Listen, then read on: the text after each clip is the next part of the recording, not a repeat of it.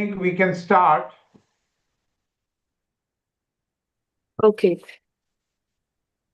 Good evening, everyone. We are back with the next lecture of our series in this Genitourinary Memorial lecture series. Today, we are glad to have with us Dr. Haidar.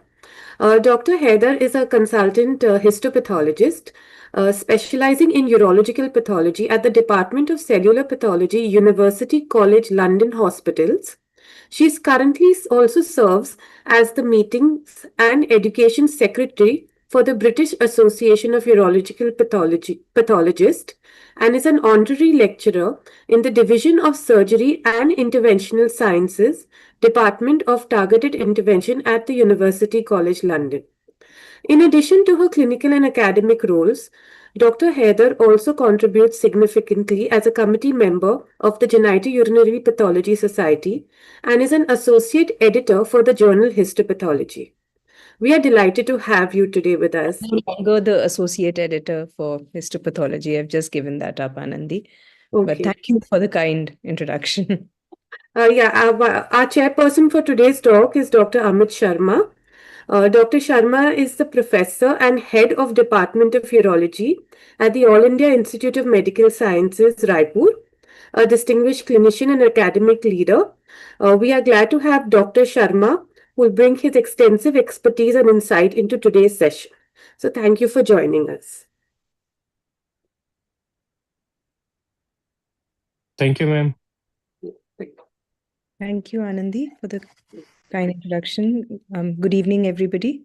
It's a privilege here to speak as a part of this webinar series. I met Dr. Sambit Mohanty for the first time in 2010 after I had done my senior residency in GB Pant Hospital, and I was looking for jobs everywhere. And he had interviewed me for a job that I had gone to in Noida.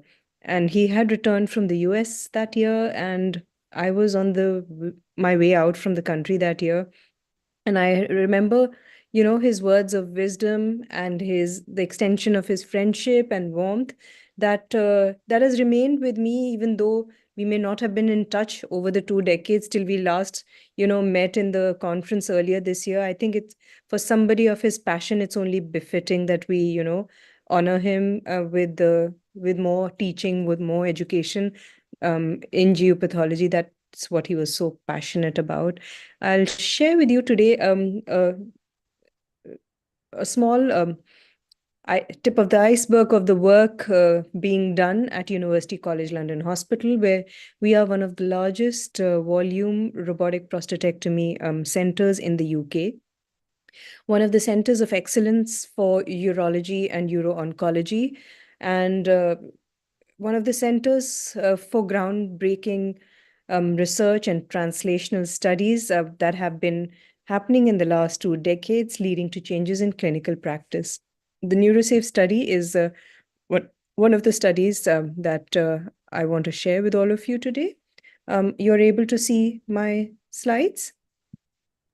Yes, Dr. Haidar, we can. So, right, the results of this multi-center patient-blinded randomized control phase 3 trial were published this year in the Lancet Oncology in March 2025 and presented in AAU in March. Now, prostatectomy is one of the modes of treatment for localized prostate cancer as a part of the NICE guidelines. Here, the other modalities being offered are radiotherapy, cryotherapy, ultrasound, electroporation, and other focal treatments. Now, after prostatectomy, one of the main areas are managing the adverse effects of this radical treatment, in particular leading to poor patient outcomes like complications of impotence and continence. And then following that, managing relapse after radical treatment, and the patient is followed up. Now, according to the BAU, so the British Association of Urological Surgeons audit in 2019, which was the latest audit, a total of 7,913 cases were performed in UK at 61 NHS sites, and we were one of the highest volume centers for it. We at UCLH receive approximately 1,000 radical prostatectomies in a year. There is a team of 7 to 8 robotic surgeons um, who are dedicated to just radical prostatectomy surgery. There is a focal team of another 8 to 12 surgeons. There is a bladder team separately. There is a benign team. There's an andrology team. And the whole department comprises of approximately 30 to 40 dedicated urological surgeons, to which a team of 5 full-time monospecialist pathologists, uropathologists, cater to that clinical service. Now, the impact of radical treatment that is received is the post-operative complications being incontinence and impotence.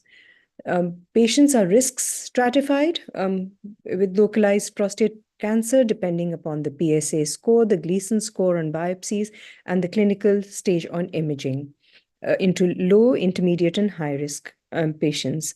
Now, at UCLH and in many centers across the world, patients go personalized prostate cancer planning based on this biopsy and imaging data, and a nerve spare and the degree of nerve spare is personalized to each patient that will be undergoing radical prostatectomy. Now, as pathologists, this is the specimen that we received post-op, and we weigh, ink, and orientate the specimen. We do not typically measure it. The data sets do not outline measurement of the radical prostatectomy specimen. We differentially ink.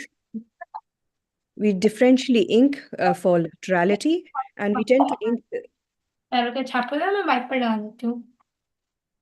We tend to ink the entire circumferential margin and the entire prostate because that's the circumferential margin.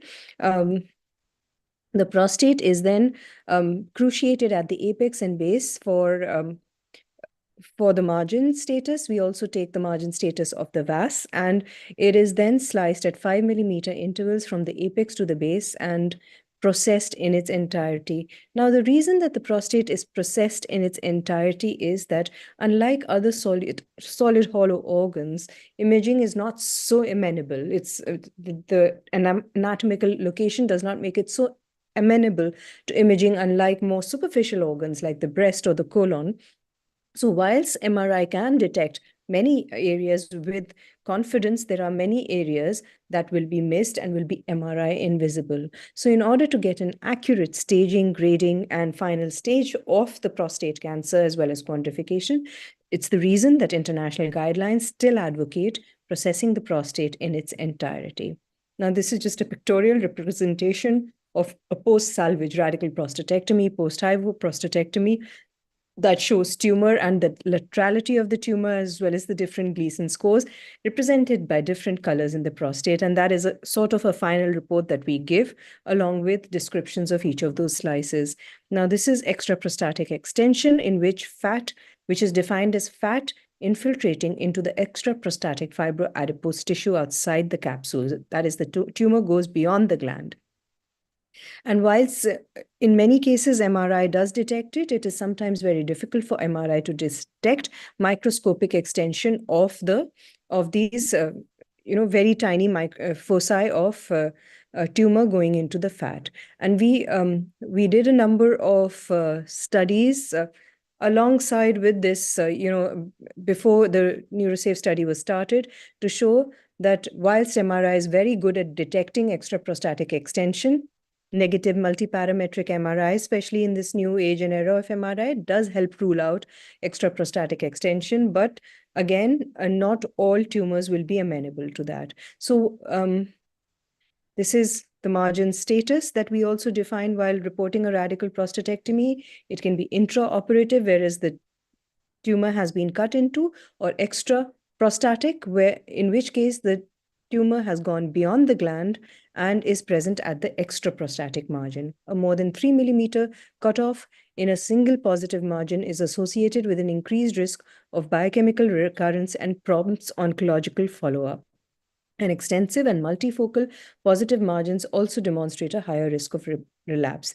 This is, again, another example showing tumor that has gone into the fat, but is still free of the inked surgical resection margin. So reporting of radical prostatectomy specimens, in addition to the histological type of tumor, includes Gleason score, presence and absence of a higher tertiary grade, the grade group, TNM classification, absence or extent of extraprostatic extension, bladder neck status, seminal vesicle invasion, and the margin status, and the presence and absence of vascular invasion.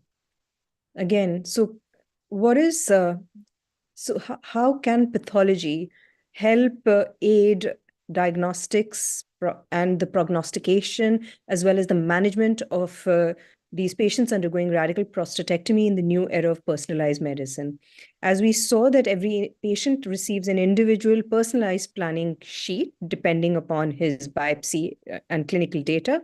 I'm trying to emphasize the point about personalized medicine, personalized surgical planning, because that's the era we're in. So just like there are many men who get prostate cancer, but no two men are going to be the same. So you can't take the same route for the same man every time. Instead, you have to give the right patient the right diagnosis at the right time so that he receives the right treatment. So overall, we've come to the conclusion that though prostate cancer can be dangerous, high grade and high stage, it can be cured by surgery. But surgery tends to cause damage to the nerves which control erections and continence, and therefore it is ideal to remove the entire cancer, leaving as much nerve as is safe. So survival trumps potency. And this was the whole concept behind the NeuroSafe trial, which was funded by many charitable trusts, and UCLH led recruitment for this. The whole concept of NeuroSafe was developed in Martini Clinic in Hamburg, which is where we went to learn the technique to bring it back into the NHS.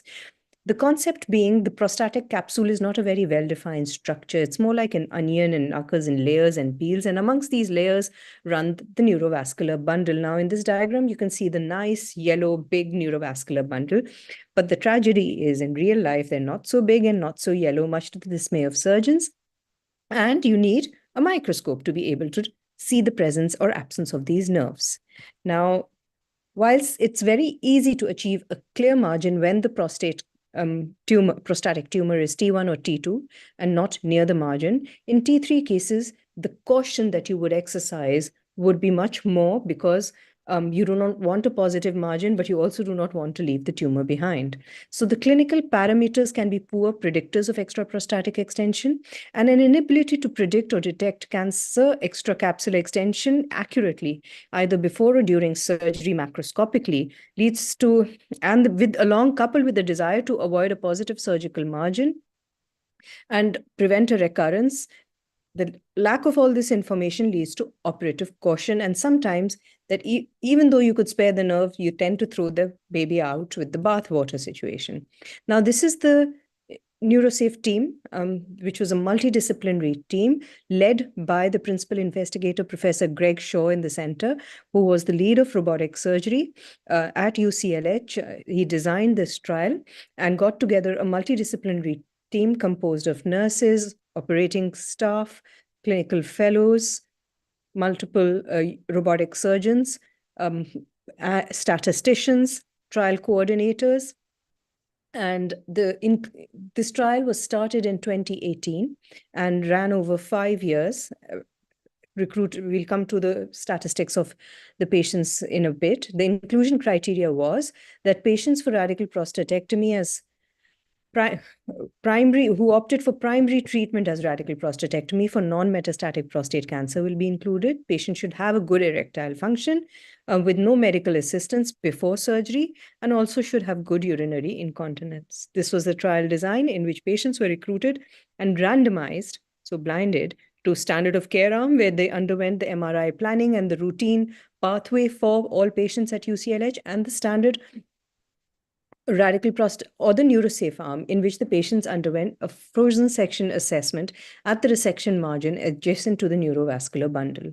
Now, the primary outcome was at 12 months, the erectile function was measured as a score, and the secondary outcome, urinary incontinence at 3 months, 6 months, and the 12-month erectile function was measured using different clinical scores using a patient-reported outcomes. So what is NeuroSafe? It's nothing but a simplified modification of a frozen section that we do routinely for so many other organs. In NeuroSafe, we tend to ink the posterolateral aspect of the prostate differentially again and take a wedge out from this, assuming that this is where the posterolateral neurovascular bundle is running. We ink that margin and cut that wedge from apex to base into multiple slices, sometimes generating up to 10 frozen sections. And with the eye of faith, this microscopic photograph shows tumor present at the inked margin, whereas in many cases during the course of the trial, we had margins that were free of tumor. Now, pathology is really important for all this clinical change to happen, because what we are doing is we are involved in the trial logistics. What is feasible, what's not feasible, what the pathology lab can provide, how you will communicate with pathologists, how we will develop this technique to make it feasible for our NHS setting where we only have one cryostat, unlike the Martini Clinic in Hamburg, which is catering to a specialist radical prostatectomy hospital, doing approximately up to 10 to 15 patients frozen section a day, where they have 6 cryostats running. What data from pathology reports is going to be useful for your analysis later on? So designing the database, doing a systematic review on the feasibility of this trial, establishing a training academy. When we went multi-site, we had a training academy in which pathologists from the primary site were training and providing support to all the other participating sites, quality control of the reports and the database entry, all this to establish level 1 evidence, because without which you cannot change clinical practice. And that would, even though it's being practiced, but to get level 1 evidence so that it becomes a part of guidelines, that is what we needed to establish with this trial. Now, the feasibility results were very heartwarming. Nerve sparing showed that it was increased in the NeuroSafe arm. Even with our usual MRI planning and the standard of care at UCLH, nerve sparing is great. It's around 60% in most cases, whereas with the NeuroSafe arm, it increased. And a bilateral intrafascial nerve spare also increased. We didn't go just to 5 sites nationally. We collaborated with 3-4 other sites to oversee our trial. So in the feasibility study, 49 men were recruited at 2 regional uro-oncology centers and underwent robotic radical prostatectomy from May 2018 to March 2019. 25 men underwent NeuroSafe and 23 were performed at UCLH, 2 were performed in Bristol. Following formalin fixation, we had a look at all the slides reassessed by the participating pathologists during the feasibility study. This assessment was considered the reference test for the purpose of concordance of the study, and the margin was again classified based on the paraffins as positive, narrowly clear, or negative. 50 neurovascular bundles were analyzed in the NeuroSafe arm. 250 individual frozen section slides were looked at again, 10 sections per patient approximately, and 5 sections per laterality or per neurovascular bundle. The diagnostic accuracy was 94%, concordant in 94% of the cases. The final sections that were negative were 234, and the sections that were positive were 3, and on final sections, they were narrowly clear. The final sections that were positive, they were also, the frozen section was negative for them, and 13 sections were positive, and all 13 were positive on the subsequent paraffin as well. There were 3 instances in which a positive margin on intraoperative frozen section was subsequently considered narrowly clear upon final section assessment. But again, that degree of narrowly clear as well as positive can always happen because it's subsequent level and a subsequent section that you're examining on the paraffin. So the diagnostic accuracy from the feasibility data was 94%, the sensitivity was 100%, and the specificity was 98%. The slightly lower specificity was on account of these 3 positive margins that were converted to narrowly clear. At Martini Clinic in Hamburg, where the technique was developed, the frozen sections had a sensitivity of 93.4, so similar to our slightly lower than our sensitivity, and the specificity was 98.8% when compared to the final sections. Now, this was an editorial that we published in Histopathology in 2020 after the feasibility study, in which pathological considerations and practical implications for guiding nerve sparing were very detailed and highlighted for the first time. Then we got funding based on these 50 cases to run a whole multi-centered randomized controlled trial for 404 patients. This was powered, and 5 centers across the UK joined us, and their pathology teams as well as surgical teams were trained on site.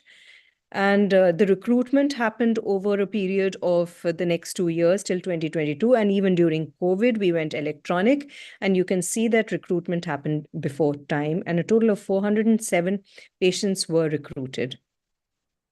The ethnicity also included Black, Afro-Caribbean men. So it represented the entire population. Black Afro-Caribbean men tend to have a very high grade, high stage, nasty prostate cancer. And it was really important to detect these early and to provide these men undergoing radical prostatectomy because they are much younger, so that they have a good quality of life post-operatively. Now, in terms of the baseline, most of these, again, from the Cambridge prognostic groups, you can see are in the grade 2 to 3 or intermediate risk prostate cancers. The operative outcomes were that surgical margin was in the NeuroSafe arm negative in 65% of the cases, small single in 21% of cases, and multifocal was present in around 13% of cases. And the presence of tumor in the subsequent secondary resection that was done after a positive surgical margin was in 43.8% of the cases. The surgeons reported nerve sparing in 190%, in 190 of these cases gone for the NeuroSafe arm. In the unilateral nerve sparing was around 17%, whereas bilateral nerve sparing was 82%, which is very high as compared to the 56% in the standard of care arm.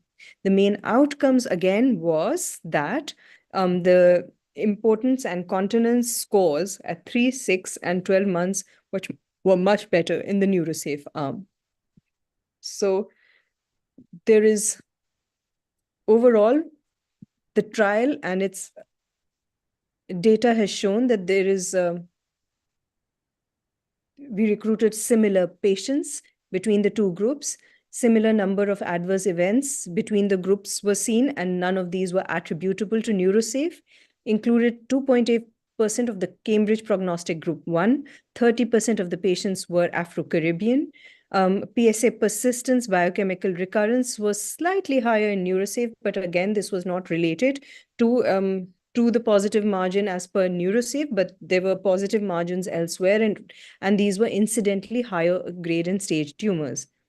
And this graph nicely shows that at 12 months, you can see that the dark blue has almost, double lessened to 56% from 80%, and that represents severe scores for incontinence and impotence. And so double the number of men are benefiting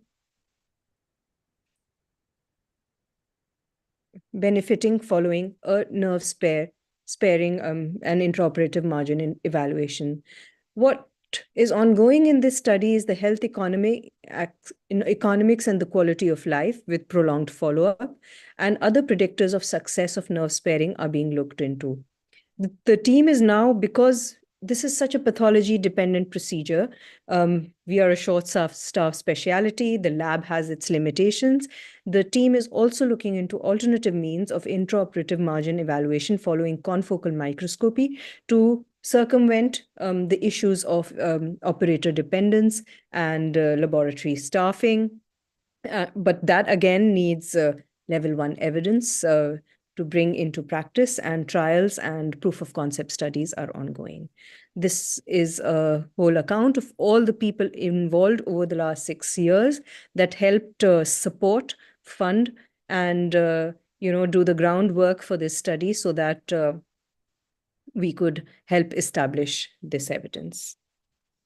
This is a short photograph of the team at the end of the study when this paper was published.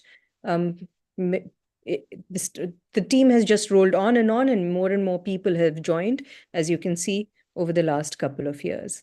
So thank you. I'm happy to take any questions.